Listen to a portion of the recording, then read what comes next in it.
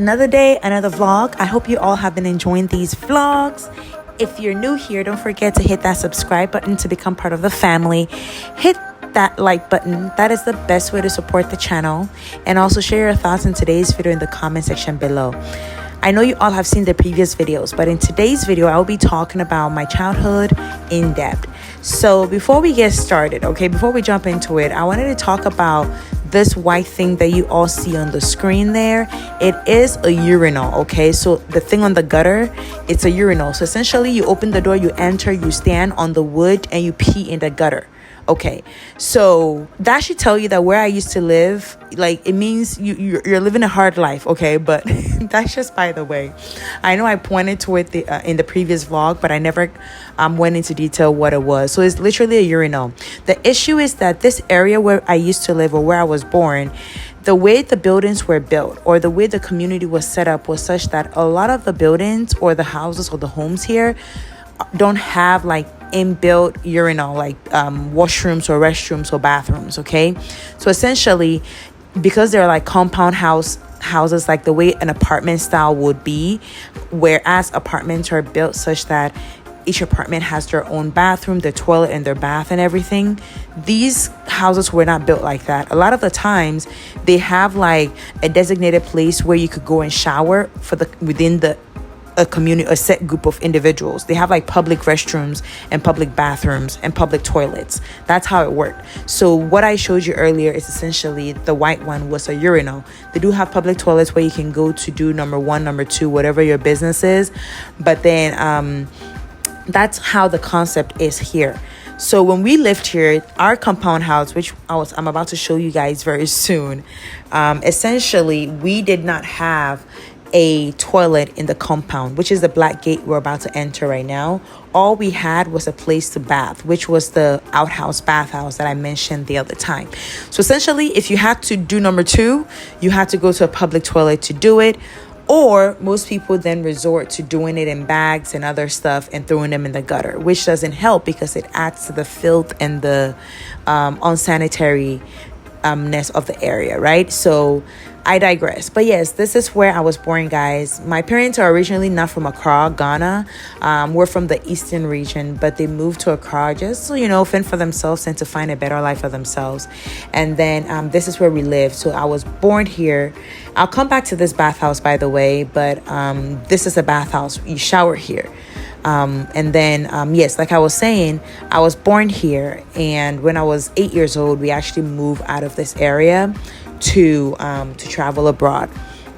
But before that, when I was born, things were difficult. I believe the building was built on a swamp area, right? And when the houses were being built, whoever did the construction or the plan, they did not put thought into how to build the foundation so that water would not seep through the floor or the cement or the ground or whatever. But unfortunately, they did not do that. So what happened was that essentially whenever it would rain, water would seep through the cement, the floor, and come into our rooms, right? And it wasn't only us. I think other rooms flooded as well. But it's just so interesting to see that I grew up here, guys. Like I said in the previous video, at some point, it rained heavily and the rooms flooded and I was sleeping in the rain, and I didn't even notice it.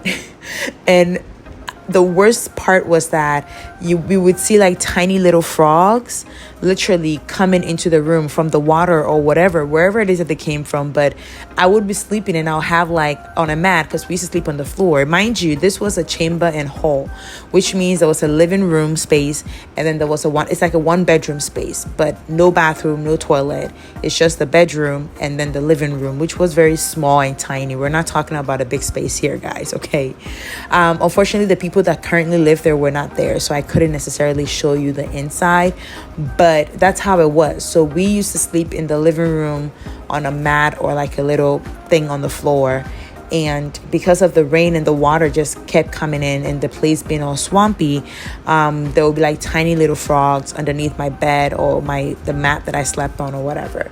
But this is just to show you all that life is hard. Sometimes you don't choose where you're born into or the life or the family that you're born into, but at the end of the day, we all pray and hope that our circumstances will change.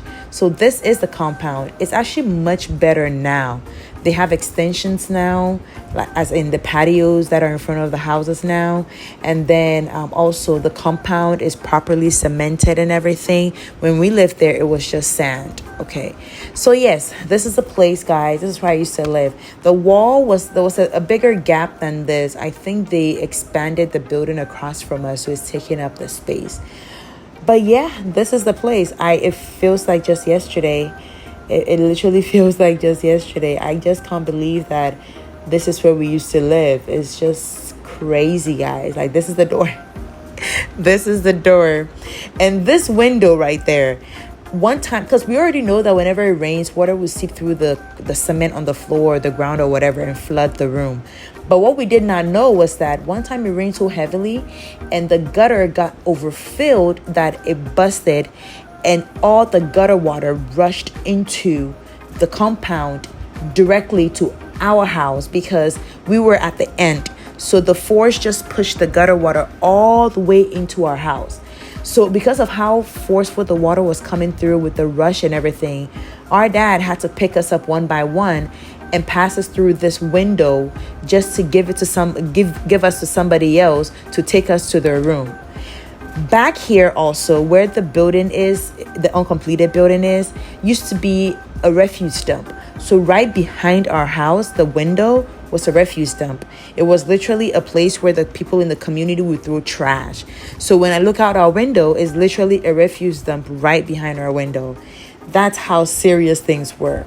Aside from us floating and swimming in gutter water, this was the situation. But now I think they've sealed it up and they've built in a building there, which is what you can see right now. But things were not all rosy.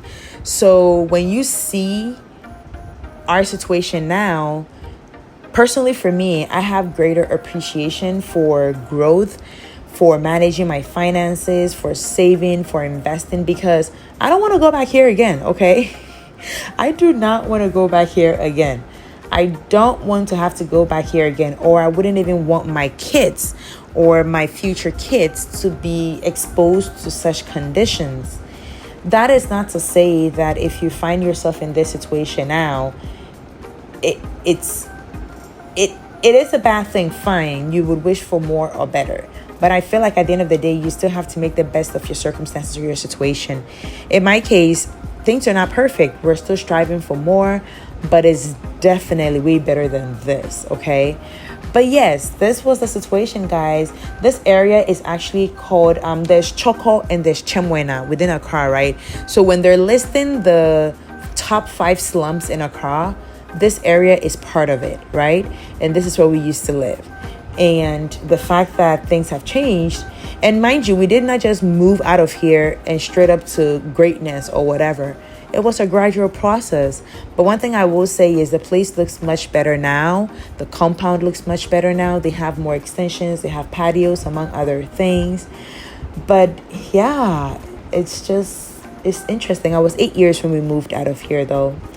But yes, once I got back this year, 2025, I decided to just go there and to just revisit the area. I feel like this serves as a reminder for me. And these videos are more like a digital diary.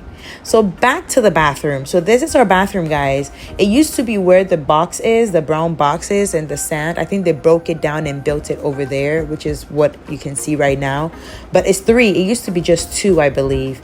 Yes, so it's a public one. So it's for everybody that lives in the compound, right? So this will be referred to as a compound house, essentially multiple homes in one compound, right? Like it's like an apartment style, but not necessarily like the way you would see it abroad, among other things. But yes, that's our bathhouse. Literally grab a bucket of water, you go there and you shower. Literally, it's open, so anybody can just stand on the wall and see you at this point. But that's just beside the case. But the compound did not have a toilet, so we had to go out to use a public toilet. And in terms of peeing, you either had to pee when you're showering, or if you're a guy, you can pee in the gutter. But if you're a girl, I guess you can squat on the gutter, because I know kids used to do that. But yeah, this was the area, guys. I used to live here. I just can't believe at this point we just decided to meet a few people just to see if they recognize me or just to touch base or check in with them. But to think that we made it out, and it's funny because the compound where we lived, we were one of the few people that actually, our family was one of the few that actually made it out and built upon where we were. So I'm not saying that I'm rich or I'm in the best situation ever, but at the end of the day, we made it out of here. We're one of the few people that did, and things changed for us, thankfully.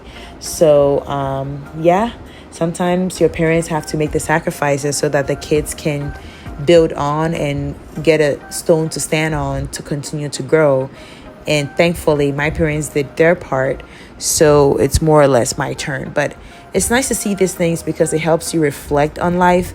And then just so you know that things are not always going to be rosy.